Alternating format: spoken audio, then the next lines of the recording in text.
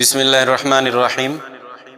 আজকে সমাজে আমরা অনেক দিনদার মানুষ, নামাজ কালাম পড়ি, সাধারণ মানুষ, এবং অনেক দেখা যায় পীর সাহেব, অনেক ওলামায়ে কেরাম আছে, দিনের উপরে চলি, বিভিন্ন ইসলামিক দলের মধ্যে আমরা শরীক আছি।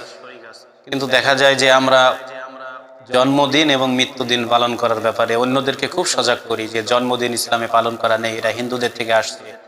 মৃত্যুর দিন ইসলামে পালন করা নেই, এটা হিন্দুদের থেকে আসছে। জন্মদিন মৃত্যুদিন পালন করা, জন্মবার্ষিকী মৃত্যুবার্ষিকী পালন করা ইসলামে নাই। কিন্তু যখনই দেখা যায় আমার পীরের জন্মদিন অথবা মৃত্যুদিন, আমার কোনো নেতার জন্মদিন অথবা মৃত্যুদিন, আমার আমিরের জন্মদিন অথবা মৃত্যুদিন, অথবা আমার নিজের আত্মীয় স্বজনের জন্মদিন অথবা মৃত্যুদিন, তখন আমাদের আর বিবেক কাজ করে না, তখন আমরা আবেগী হয়ে ওগুলোর মধ্যে চলে যাই। আর নেক্সট সুরতে শয়তানের ধোঁকা, আল্লামা ইবনে জাওজি রহমতুল্লাহ আলাইহি নেক্সট সুরতে শয়তানের ধোঁকার যে কিতাব লিখছেন, এটা বাংলায় 2 খণ্ডে প্রকাশিত হয়েছে। এটা পড়লে বোঝা যায় যে কত নেক্সট সুরতে সবাই মনে করতেছে এটা অনেক সওয়াবের কাজ, এটা মনে হয় কোনো সমস্যা নেই, কিন্তু আমি এটা শয়তানকে খুশি করার জন্য করতেছি। নেক্সট সুরতে শয়তান সবচেয়ে বেশি ধোঁকা দেয়। এই জন্মদিন হলো এত নিকৃষ্ট একটা অনুষ্ঠান যে বর্তমান দুনিয়াতে যে শয়তানের ধর্ম, আজকে আমরা যারা মুসলমান এগুলো জানি না হয়তো, যে আজকে দুনিয়াটা 2 ধর্মে পার্থক্য, মানে পৃথক হয়ে যাচ্ছে, ভাগ হয়ে যাচ্ছে। একটা হলো ইসলাম ধর্ম, একটা হলো আল্লাহ তাআলার আনিত, রাসূলুল্লাহ সাল্লাল্লাহু আলাইহি ওয়াসাল্লাম আনিত ধর্ম, আর একটা হলো শয়তানের বা দজ্জালের ধর্ম। এই ধর্মের যে কিতাব আছে দ্য স্যাটানিক বাইবেল, দুনিয়ার সব ধর্ম মুছে যে এই দজ্জালি ধর্ম, শয়তানি ধর্ম প্রতিষ্ঠিত হতে যাচ্ছে। আর এক পাশে ইসলাম ধর্ম।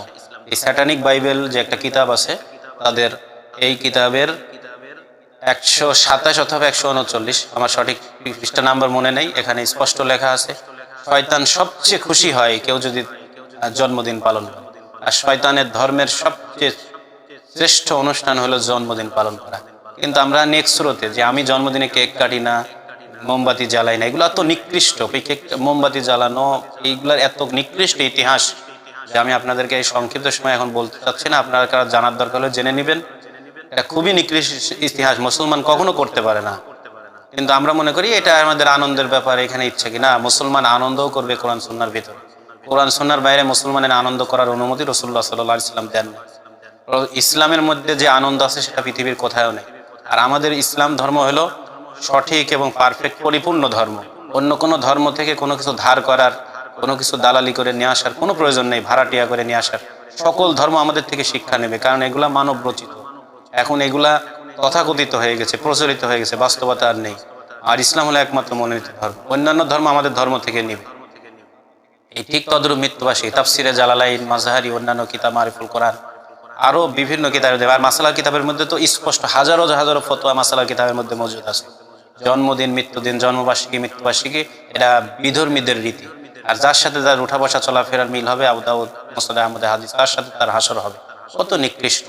যেন কোনো মুসলমান এরকম আবেগী হয়ে, আমার যেই বাংলাদেশে অনেক ওলামায়ে কেরাম আছেন যারা তাদের বয়ানে বক্তৃতায় বলে এগুলা নিষেধ করে গেছেন, কিন্তু তাদের মৃত্যুর পরে আমরা দল করার কারণে তাদের সেই মত, আমরা মানে সেই মতের ঊর্ধ্বে গিয়ে আমরা অতি আবেগী হয়ে তাদেরও জন্মদিন পালন করি, তাদেরও মৃত্যুদিন পালন করি, কিন্তু তারা বলেন নাই। আর আমরা নেক্সট সুরতে ধোঁকা খাই যে আমরা জন্মদিন মৃত্যুদিন এই কোরআন খতম দিচ্ছি, নামাজ পড়ে পালন করতেছি, কিংবা তাদের জীবনে আলোচনা করে আমরা তো ভালো কাজই করছি। এগুলো সব নেক্সট সুরতে শয়তানের ধোঁকা।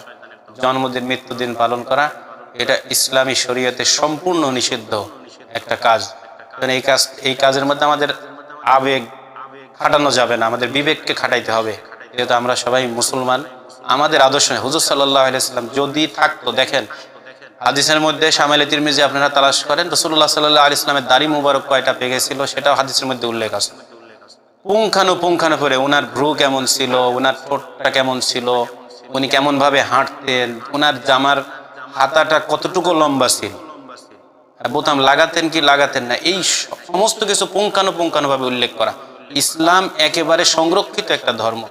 আর হুজুর সাল্লাল্লাহু আলাইহি ওয়াসাল্লাম তার পিতা ইব্রাহিম আলাইহিস সালামের জন্মদিন কিংবা মৃত্যুদিন, অন্যান্য নবীদের জন্মদিন মৃত্যুদিন, এবং তার ছেলেরা মারা গেছে, সাহাবায়ে কেরাম মারা গেছে, এগুলা যদি কোনো বিষয় হয়তো অবশ্যই করত।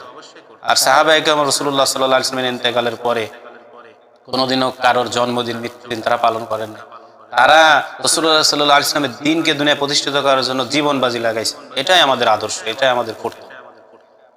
আল্লাহ তাআলা আমাদেরকে কোরআন সুন্নাহ মোতাবেক জিন্দেগি পরিচালনা করার তৌফিক দান করেন। আমিন।